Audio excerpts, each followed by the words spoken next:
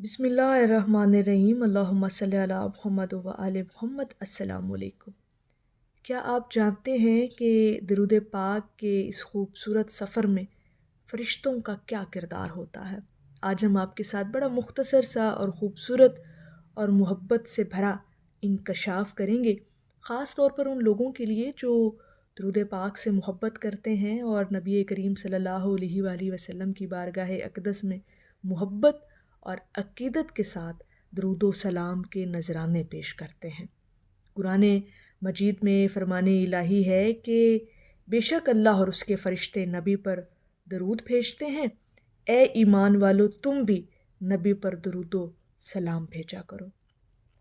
اب یہ جو فرشتوں کا کردار ہے ہمارے درود پاک کے سفر میں، وہ یہ کہ جو شخص آپ صلی اللہ علیہ وآلہ وسلم پر درود و سلام بھیجتا ہے نا جی، فرشتے اس بندے سے محبت کرتے ہیں۔ درود شریف لکھنے اور بارگاہ رسالت تک پیش کرنے والے بھی یہ فرشتے ہی ہوتے ہیں۔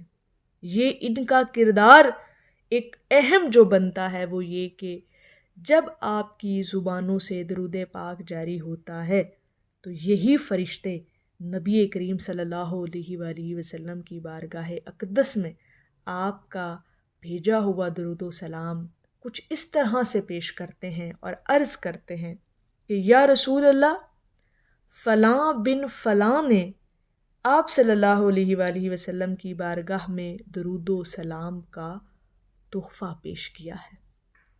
تو یہ فرشتے ہی ہیں جو اس پورے ہمارے درود پاک کے سفر کو اپنی منزل تک پہنچا دیتے ہیں، یعنی رسول صلی اللہ علیہ وآلہ وسلم کی بارگاہ اقدس میں پہنچا دیتے ہیں۔ اور پھر یہی فرشتے جب ہم درود پاک پڑھتے ہیں تو 3 دن تک درود پاک پڑھنے والے شخص کے گناہ یہ فرشتے نہیں لکھتے۔ اور جب تک بندہ درود شریف پڑھتا رہتا ہے، درود پاک اس کی زبان پر جاری رہتا ہے، تو یہی فرشتے اس کے لیے رحمت اور بخشش کی دعائیں کرتے رہتے ہیں۔ اور جس مجلس میں، جس محفل میں، جس اجتماع میں درود پاک پڑھا جائے، درود شریف کی محافل جب سجائی جاتی ہیں تو اس مجلس کو فرشتے رحمت کے سائے تلے گھیر لیتے ہیں، وہاں بھی فرشتے ہی پہنچ جاتے ہیں۔ جہاں جہاں درود شریف کوئی شخص پڑھتا ہے فرشتہ اس کے ساتھ ہوتا ہے، وہی فرشتہ اس کے لیے رحمت کی دعا بھی کرتا ہے، مغفرت بھی کرتے ہیں وہ فرشتے۔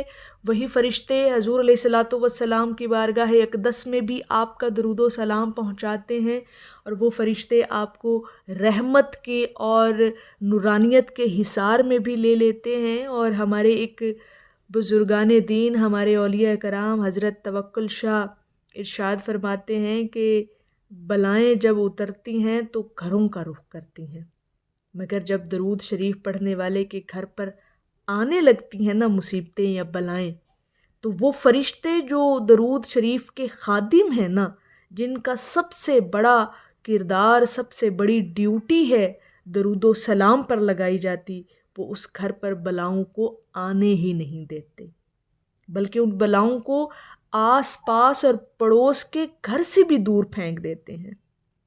تو یہ فرشتوں کا ایک بہت بڑا کردار ہے۔ جب ہم درود پاک سے جڑتے ہیں تو یہ فرشتے ہمارے ساتھ ساتھ رہتے ہیں، یہ خادم ہیں، یہ ڈیوٹیاں لگی ہوئی ہیں ان فرشتوں کی کہ انہوں نے آپ کے منہ سے نکلا، آپ کی زبان سے جاری ہوا درود شریف نبی کریم صلی اللہ علیہ وآلہ وسلم کی بارگاہ میں پہنچانا ہوتا ہے۔ انہوں نے جناب آپ کی گناہوں کو 3 دن تک لکھنا نہیں ہوتا، اور یہی فرشتے آپ کے لیے رحمت اور مغفرت کی دعائیں بھی کرتے ہیں۔ اور سب سے بڑی بات کہ یہ آپ کو ایک پروٹیکٹیو شیلڈ دیتے ہیں، ایک حفاظتی گھیراؤ دیتے ہیں، ایک حفاظتی حصار بنا لیتے ہیں آپ کے ارد گرد اللہ رب العزت کے حکم اور ان کے کرم سے۔ تو فرشتوں کا ایک بہت بڑا کردار ہے آپ کے درود پاک کے سفر میں۔ یہ فرشتے آپ کے ساتھ رہتے ہیں، موجود رہتے ہیں، آپ کا درود پاک پڑھا ہوا حضور کی بارگاہ میں پہنچاتے ہیں۔ اور آپ پر آنے والی بلاؤں کو بھی اللہ کے حکم سے ٹال دیتے ہیں۔ تو اللہ رب العزت کی بارگاہ میں یہ ہمیشہ ہماری دعا ہونی چاہیے کہ اللہ پاک ہمیں عاشق رسول بھی بنائے اور ہمیں اپنے محبوب کے ذکر کرنے کی توفیق عطا فرمائے، اور یہ جو فرشتے ہیں یہ اس بندے سے بے انتہا محبت کرتے ہیں جو نبی کریم صلی اللہ علیہ وآلہ وسلم پر درود و سلام بھیجتے ہیں۔ تو میری اللہ رب العزت کی بارگاہ میں دعا ہے کہ اللہ پاک آپ کو اور مجھے ہر وقت اور ہر سانس کے ساتھ اپنے نبی علیہ الصلاۃ والسلام پر درود و سلام بھیجنے کی توفیق عطا فرمائے، آمین یا رب العالمین۔